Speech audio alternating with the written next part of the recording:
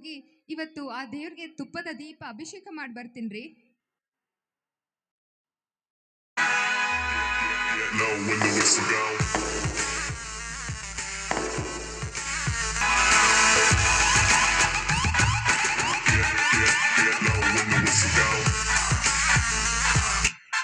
ಪದ್ಮ, ಏನು ಒಳ್ಳೆ ಉಲ್ಲಾಸದಿಂದ ಈ ಒಂದು ದೇವಸ್ಥಾನಕ್ಕೆ ಹೊರಟಂತೆ ಕಾಣುತ್ತಿದೆಯಲ್ಲ, ಮತ್ತೇನಾದರೂ ವಿಶೇಷ ಇದೆ ಏನು?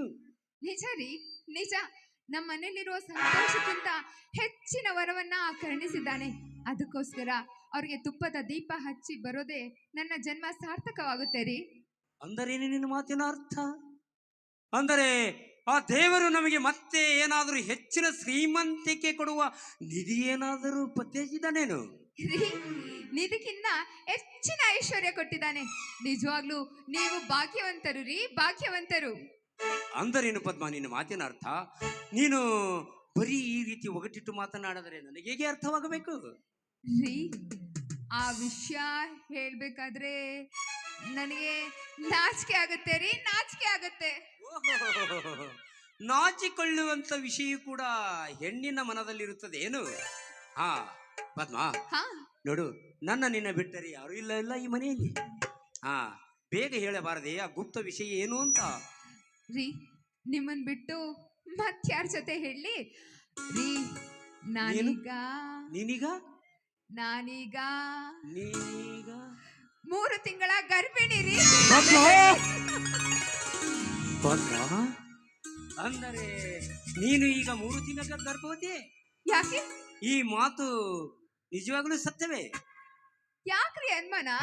ನಾನೇ ಬಾಯ್ ಬಿಟ್ಟು ಹೇಳ್ತಾ ಇದ್ದೀನಿ ತಾನೆ. ನಿಮಗ್ ಸಂತೋಷ ತಾನೆ? ಓಹೋ, ಸಂತೋಷ ಎಂದಿಲ್ಲದಷ್ಟು ಸಂತೋಷ ಉಕ್ಕಿ ಹರಿಯುತ್ತಿದೆ ಇಂದು ನನ್ನ ಮೈಯಲ್ಲಿ. ಪದ್ಮ,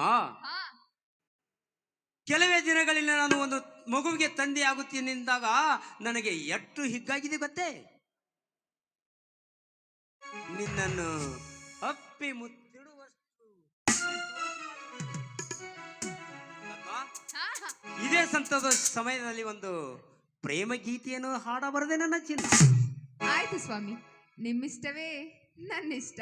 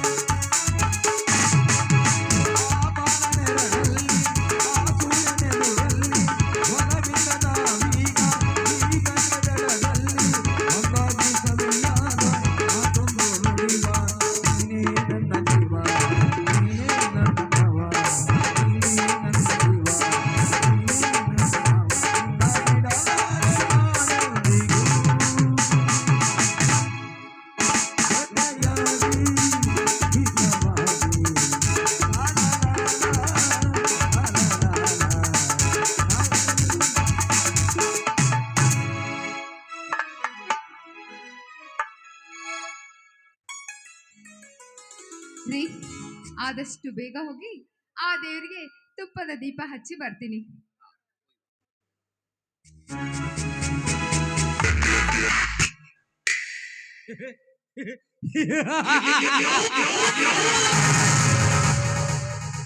ನನ್ನ ಹೆಂಡತಿ ಪದ್ಮ ಈಗ 3 ತಿಂಗಳ ಗರ್ಭವತಿ.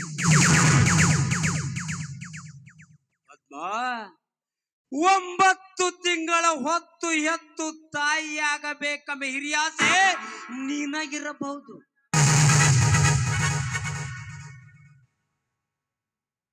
ಆದರೆ ತಂದೆ ಆಗುವ ಚಿಂತೆ ನನಗೆ ಕಿಂಚಿತ್ತೂ ಇಲ್ಲ. ಪದ್ಮ, ನಿನ್ನ ಕೊರಳಿಗೆ ತಾಳಿ ಕಟ್ಟಿ ಆಶೆಪಟ್ಟು ತಾಳಿ ಕಟ್ಟಿದ್ದು ನಿನಗಲ್ಲ ಪದ್ಮ, ಆ ನಿನ್ನ ತಂದೆಯ ಲಕ್ಷಾಂತರ ರೂಪಾಯಿ ಬೆಲೆ ಬಾಳುವ ಆಸ್ತಿಯನ್ನು ನನ್ನಂತೆ ದಕ್ಕಿಸಿಕೊಳ್ಳುವ ಮಹಾದಾಸೆಗಾಗಿ.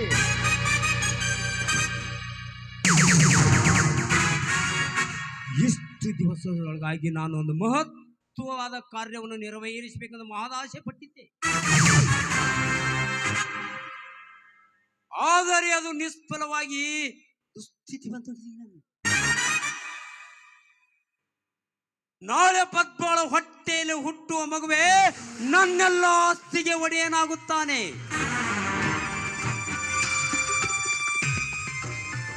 ಇದಕ್ಕೆ ಏನಾದರೊಂದು ಪರಿಹಾರ ಹುಟ್ಟುಕೊಳ್ಳಲೇಬೇಕು.